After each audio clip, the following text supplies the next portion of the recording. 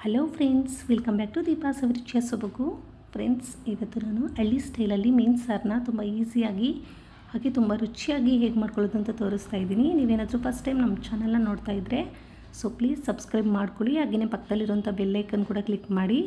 ಬನ್ನಿ ಹೇಗೆ ಮಾಡೋದು ಅಂತ ನೋಡೋಣ. ಮೊದಲಿಗೆ ನಾನು 1.5 kg ನಾನು ಮೀನನ್ನ ತೊಗೊಂಡಿದ್ದೀನಿ. ಇದನ್ನು ಚೆನ್ನಾಗಿ ತೊಳೆದ್ಬಿಟ್ಟು ಕ್ಲೀನ್ ಮಾಡಿ ಇಟ್ಕೊಂಡಿದ್ದೀನಿ. ಇದಕ್ಕೆ ನಾನಿವಾಗ ಸ್ವಲ್ಪ ಕಲ್ಲುಪ್ಪನ್ನ ಹಾಕೋತಾ ಇದ್ದೀನಿ. ಸ್ವಲ್ಪ ಕಲ್ಲುಪ್ಪು ಜಾಸ್ತಿನೇ ಹಾಕೋತಾ ಇದ್ದೀನಿ. ಹಾಗೆ ಒಂದು ಅರ್ಧ ಟೇಬಲ್ ಸ್ಪೂನಷ್ಟು ಅರಿಶಿನ ಪುಡಿ ಹಾಕ್ಕೊಂಡು ಕೈಯಲ್ಲಿನೇ ನಾವು ನೀಟಾಗಿ ಈ ಥರ ಕಲಿಸ್ಕೋಬೇಕಾಗುತ್ತೆ.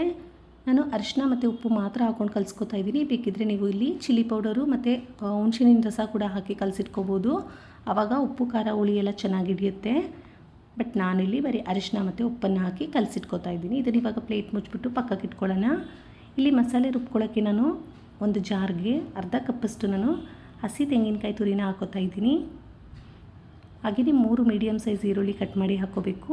ಮತ್ತು ಒಂದು ದಪ್ಪ ಗಡ್ಡೆ ಬೆಳ್ಳುಳ್ಳಿನ ಸಿಪ್ಪೆನ ತೆಗೆದುಬಿಟ್ಟು ಹಾಕೋತಾ ಇದ್ದೀನಿ. ಇಲ್ಲಿ ಶುಂಠಿ ಕೂಡ ಹಾಕೋಬೋದು, ಬಟ್ ನಮ್ಮ ಮನೇಲಿ ನಾವು ಶುಂಠಿ ಹಾಕೋದಿಲ್ಲ. ನಿಮಗೆ ಆಪ್ಷನಲ್ ಬೇಕಿದ್ದರೆ ಹಾಕ್ಕೊಳ್ಳಿ. ಹಾಗೆ ನಾನು 2 ದಪ್ಪ ಟೊಮೊಟೊನ ಕಟ್ ಮಾಡಿ ಹಾಕ್ಕೊಂಡಿದ್ದೀನಿ. ಸ್ವಲ್ಪ ಕೊತ್ತಂಬರಿ ಸೊಪ್ಪು ಕೂಡ ಹಾಕ್ಕೊಂಡು 2 ಟೇಬಲ್ ಸ್ಪೂನಷ್ಟು ಕಡಲೆ, ಹಾಗೆ ಒಂದು ಅರ್ಧ ಇಂಚಷ್ಟು ಚಕ್ಕೆನ ಹಾಕೋತಾ ಇದ್ದೀನಿ. ಮತ್ತು ಒಂದು ಅರ್ಧ ಸ್ಪೂನಷ್ಟು ನಾನು ಗಸಗಸೆ, ಹಾಗೆಯೇ ಒಂದು ಅರ್ಧ ಸ್ಪೂನಷ್ಟು ಕಾಳು ಮೆಣಸು ಹಾಕೋತಾ ಇದ್ದೀನಿ. ಖಾರಕ್ಕೆ ನಾನು 1.5 ಟೇಬಲ್ ಸ್ಪೂನಷ್ಟು ಚಿಲ್ಲಿ ಪೌಡರ್ ಹಾಕೋತೀನಿ. ಹಾಗೆಯೇ ಒಂದು 3/4 ಟೇಬಲ್ ಸ್ಪೂನಷ್ಟು ನಾನು ಧನಿಯಾ ಪುಡಿ ಹಾಕ್ಕೊಂಡು ಇವಾಗ ಮಸಾಲೆ ರುಬ್ಕೊಳ್ಳೋಕ್ಕೆ ಎಷ್ಟು ನೀರು ಬೇಕು ನೋಡಿಕೊಂಡು ಅಷ್ಟು ನೀರನ್ನ ಸೇರಿಸ್ಕೊಂಡು ನುಣ್ಣಗೆ ರುಬ್ಕೊಂಡು ಬಂದಿದ್ದೀನಿ. ನೋಡಿ, ಇಷ್ಟು ನುಣ್ಣಗೆ ರುಬ್ಕೊಂಡ್ರೆ ಸಾಕಾಗುತ್ತೆ. ಇವಾಗ ನಾನು ಸ್ಟವ್ ಆನ್ ಮಾಡಿಕೊಂಡು ಒಂದು ಅಗಲ ಪಾತ್ರೆ ಬಿಸಿ ಇಟ್ಕೊಂಡಿದ್ದೀನಿ. ಪಾತ್ರೆ ಸ್ವಲ್ಪ ಬಿಸಿ ಆದಮೇಲೆ ಒಂದು 3 ಟೇಬಲ್ ಸ್ಪೂನಷ್ಟು ಕುಕ್ಕಿಂಗ್ ಆಯಿಲ್ ಹಾಕ್ಕೊಂಡು ಆಯಿಲ್ ಸ್ವಲ್ಪ ಬಿಸಿ ಆದಮೇಲೆ ಒಂದು ಅರ್ಧ ಈರುಳ್ಳಿನ ಈ ಥರ ಉದ್ದ ಕಟ್ ಮಾಡಿ ಹಾಕ್ಕೊಳ್ತಾ ಇದ್ದೀನಿ. ಈರುಳ್ಳಿ ಚೆನ್ನಾಗಿ ಫ್ರೈ ಆಗಬೇಕು. ಈರುಳ್ಳಿ ಸ್ವಲ್ಪ ಲೈಟಾಗಿ ಕಲರ್ ಚೇಂಜ್ ಆಗಬೇಕು. ಅಲ್ಲಿವರೆಗೂ ಈ ಥರ ನೀಟಾಗಿ ಫ್ರೈ ಮಾಡ್ಕೊತಾ ಇದ್ದೀನಿ. ನೋಡಿ, ಮೀನು ಸಾರು ಮಾಡ್ಕೊಳ್ಳೋದು ತುಂಬ ಈಸಿ ಫ್ರೆಂಡ್ಸ್. ಇವಾಗ ನಾನು ತೋರಿಸುವಂಥ ವಿಧಾನದಲ್ಲೇ ನೀವು ಮಾಡಿದ್ರೆ ತುಂಬ ಈಸಿಯಾಗಿ ಹಾಗೆ ತುಂಬ ಟೇಸ್ಟಿಯಾಗಿ ಮಾಡ್ಕೋಬೋದು. ಈರುಳ್ಳಿ ಸ್ವಲ್ಪ ಫ್ರೈ ಆದಮೇಲೆ ನೋಡಿ, ರುಬ್ಬಿಟ್ಕೊಂಡಿರೋಂಥ ಮಸಾಲೆನ ಹಾಕ್ಕೊಂಡು ಒಂದು 2 ನಿಮಿಷ ಚೆನ್ನಾಗಿ ಫ್ರೈ ಮಾಡ್ಕೋಬೇಕಾಗುತ್ತೆ. ಈ ಮಸಾಲೆ ಎಲ್ಲ ಹಸಿ ವಾಸನೆ ಹೋಗಿ ಒಂದೊಳ್ಳೆ ಘಮ ಬರುತ್ತೆ. ಅಲ್ಲಿವರೆಗೂ ನಾವು ಇದನ್ನು ಚೆನ್ನಾಗಿ ಫ್ರೈ ಮಾಡ್ಕೋಬೇಕು. ಈ ಥರ ನೀಟಾಗಿ ಫ್ರೈ ಮಾಡ್ಕೊಂಡಿದ್ಮೇಲೆ ನಾನು ಮಸಾಲೆ ಹಾಕ್ಕೊಂಡಿದ್ನಲ್ಲ ಅದೇ ಜಾರ್ಗೆ ನಾನು ಸ್ವಲ್ಪ ನೀರನ್ನ ಸೇರಿಸ್ಕೊಂಡು ಅದನ್ನು ಕೂಡ ಹಾಕೋತಾ ಇದ್ದೀನಿ. ಹಾಗೆಯೇ ಸಾಂಬಾರು ನಮಗೆ ಎಷ್ಟು ಗಟ್ಟಿಯಾಗಿ ಬೇಕಾಗುತ್ತೆ ನೋಡಿಕೊಂಡು ನೀರನ್ನ ಸೇರಿಸ್ಕೊಳ್ಳಿ.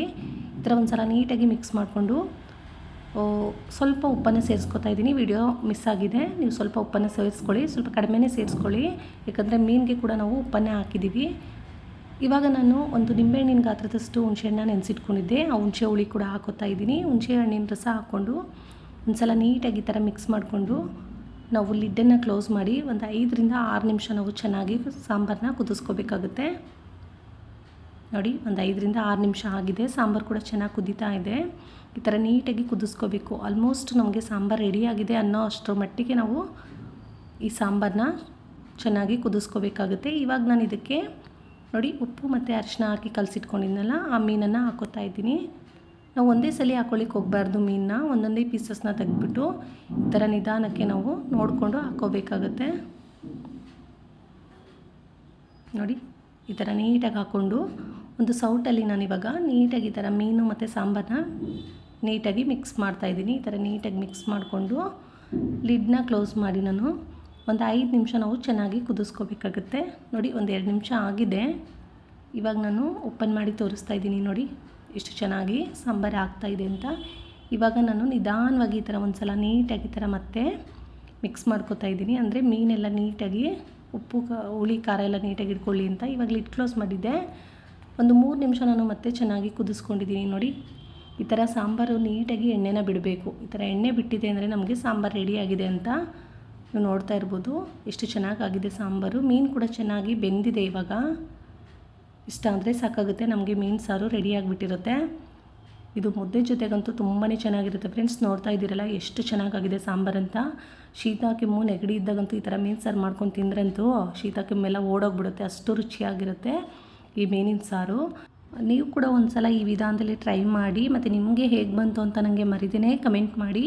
ಹಾಗೆಯೇ ವಿಡಿಯೋ ಇಷ್ಟ ಆಗಿದರೆ ಲೈಕ್ ಮಾಡಿ, ಶೇರ್ ಮಾಡಿ, ಸಬ್ಸ್ಕ್ರೈಬ್ ಮಾಡ್ಕೊಳ್ಳಿ. Thank you for watching. Bye bye.